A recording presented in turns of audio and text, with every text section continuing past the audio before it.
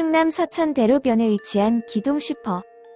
2008년 1월 24일 오전 6시 화재가 발생했다.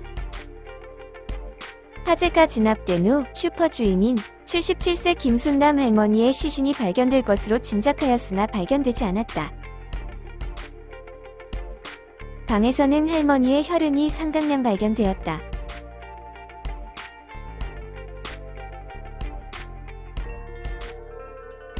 당시 목격자는 슈퍼를 찾아온 손님과 이웃 부부의 택배를 맡겨놓은 택배기사, 그리고 슈퍼에서 술을 먹던 노총각 박씨. 이날 문을 닫은 이후로 슈퍼는 문을 열지 않았고 할머니를 본 사람은 없다. 22일 저녁 평소보다 문을 일찍 닫은 슈퍼 앞. 택배기사가 맡겨놓은 택배를 찾으러 이웃 부부가 방문했지만 문은 닫혀 있었다. 슈퍼 안쪽 할머니 방에는 불이 켜져 있었으나 문을 두드리고 전화를 해보았지만 응답이 전혀 없었다고 한다.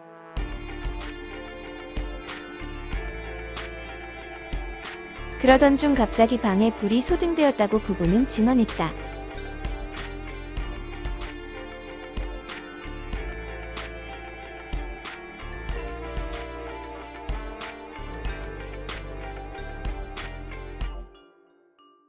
사건 후 이상한 소문이 돌고 있었는데 곳곳에 발견된 순남 할머니는 둘째 아들이 죽였다라는 낙서 때문이었다.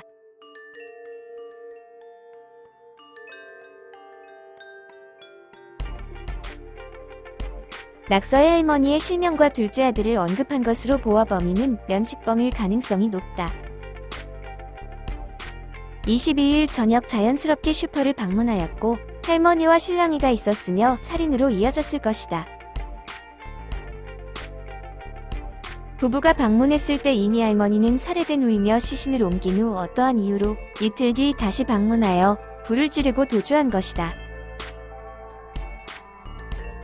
이는 그것이 알고 싶다에서 추리한 내용이다. 사건이 일어나기 얼마 전 슈퍼에 절도 사건이 발생하였다. 이웃 주민은 할머니에게 무슨 일인지 물어봤으나 할머니가 절도범이 누구인지 알고 있으면서 끝까지 함구했다고 증언했다.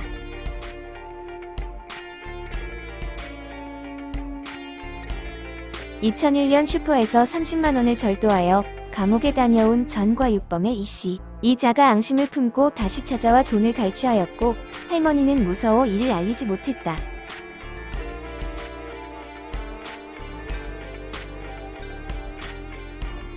그러나 이씨는 할머니가 마지막으로 못 견딘 22일 오전 10시 기차를 타고 서천을 떠난 것이 확인되었다. 그러나 알리바이를 입증한 것은 기차표뿐이었다. 혹 공범이 알리바이를 만들어준 것은 아닐까? 공범이 살해를 했고 그를 대가로 이씨가 불을 지른 것은 아닐까? 그것이 알고 싶다에서는 22일 저녁 이웃 부부가 찾아왔을 때 응답이 없었던 건 이미 할머니가 살해된 후라고 해석했다.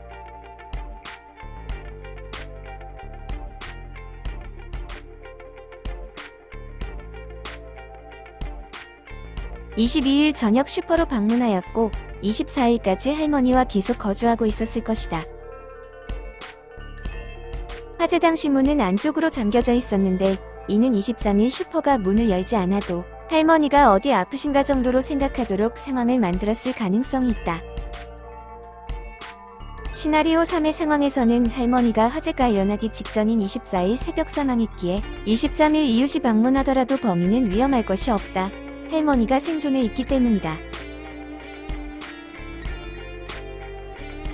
낙서에는 순남 할머니는 둘째 아들이 죽였다라고 쓰여 있었다.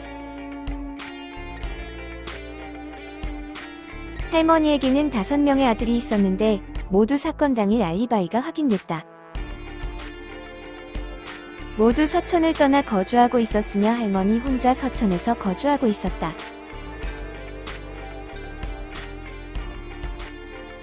둘째 아들은 제일 오래 할머니와 거주하였고 제일 나중에 서천을 떠나 어머니인 할머니와 각별했던 것으로 알려졌다. 혹시 낙서를 쓴 사람은 평소 둘째 아들에게 원한이 있었으며 그로 인해 할머니를 범행 대상으로 삼은 것은 아닐까?